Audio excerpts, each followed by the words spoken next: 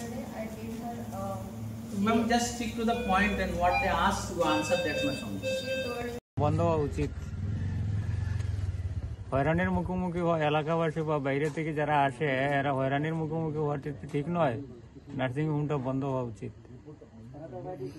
বিগত দিনেও কি এই ধরনের ঘটনা ঘটেছে? হ্যাঁ, ঘটেছিল। এটা নিয়ে তো প্রতিবাদও হয়েছিল, এদিন বেশ টাইম প্রতিবাদ হয়েছিল। আমি যে পেশেন্ট পার্টি পেশেন্ট লয়ে যাব, বাকিরা জান তাহলে কি আছে? আর দাদা আমি তার বন্ধু, হ্যাঁ এটা কাকু, হ্যাঁ ওই যে এটা ভাই, আমরা তো সবাই তার লোকে, আমিও তার বাতি যা, আমরা কেমনে দেব কি? এখন মানুষ অসুস্থ হইলে তো আপনার নাম কি? আমার নাম অজিত কুমার নাথ। কি হয়েছে এখন? তো গতকালকে আমি ডাক্তারবাবুরে আইনার সব রিপোর্ট দেখাইছি। এটা বাইরেতে সোনোগ্রাফি করার পরে গোলবাটাকে স্টোন ধরা পড়ছে। তো আমি এখানে আইয়া ডাক্তারবাবুরে রিপোর্ট দেখাইছি। দেখানোর পরে কার রিপোর্ট দেখাইছেন? ওই নিরুপমা নাথ পেশেন্ট, বাড়ি কাঞ্চনপুর। কোন জায়গা? কাঞ্চনপুর সাতনালা।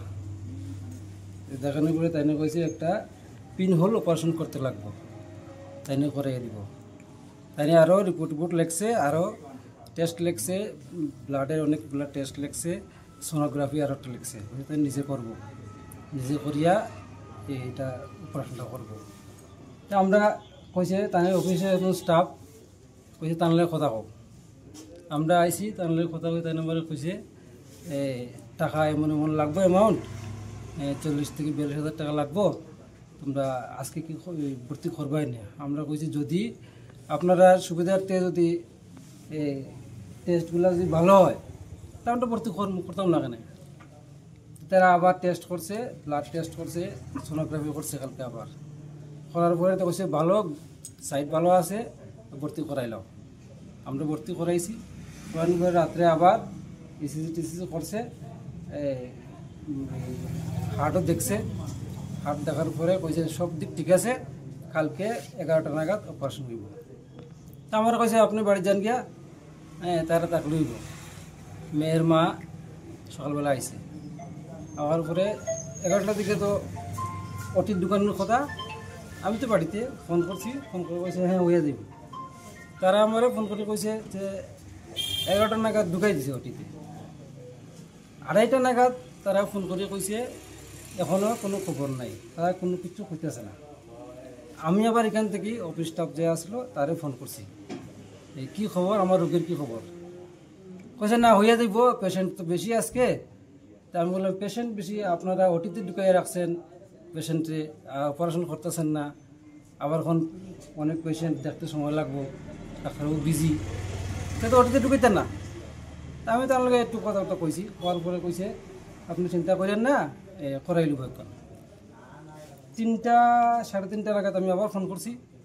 ফোন করার পরে ওটিতে ঢুকাইছে, তো ওটা অপারেশন করছে। করার পরে পাথর টাথর দেখাইছে তারা, তাই না ভিডিও কল করে আমার দেখাইছে। এরপরে এখন অবধি কোনো রিপোর্ট নাই। আমি ফোন এখান থেকে ফোন করলেও কোনো সত্যুত্তর নাই। আমার যে গার্জেন যারা রেখে গেছি এরারও কোনো কিছু হইতে আসে না, খালি একটা দুনুসুনুর মাধ্যমে রাখছে। শেষ অবধি তারা আমার মন সন্দেহ, মেয়ের মা তো মনে লাগে এতক্ষণ ধরে পেশেন্টের জ্ঞান আইতেছে না, কোনো কিছু হইতেছে না। আমারও ফোন করছে কান্দিয়া তুমি তাড়াতাড়ি আও। তাড়াতাড়ি আবার আমি এখানে দেখছি ডিসিএম স্যার আইসে, সব আইসে। আমি ডাক্তারবাবুর 2-1টা প্রশ্ন করলাম, তাই না আমার আঙুল দেখায় ধমক দিয়ে কথা কইছে, কে আপনি, কী করতে পারেন, কেস করেন আমার উপরে, এই করেন সেই করেন, অনেক কিছু কইছে। কইয়া কোনো সত্যত্ব নাই এখন পর্যন্ত। কি হইব, আদৌ কি সুস্থ হইব না আমরা অপেক্ষা করতামই কেন, কোনো কিছু কইছে না, চুপচাপ। এখন পেশেন্ট কি অবস্থায় আছে?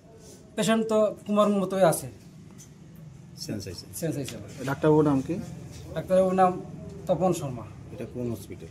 এটা দিগলবাগ তক্ষশিলা নার্সিংহোম। আপনার নাম কি? আমার নাম অজিত কুমার নাথ। আর রোগী আপনার কে হয়? আমার জ্যেষ্ঠ শালী।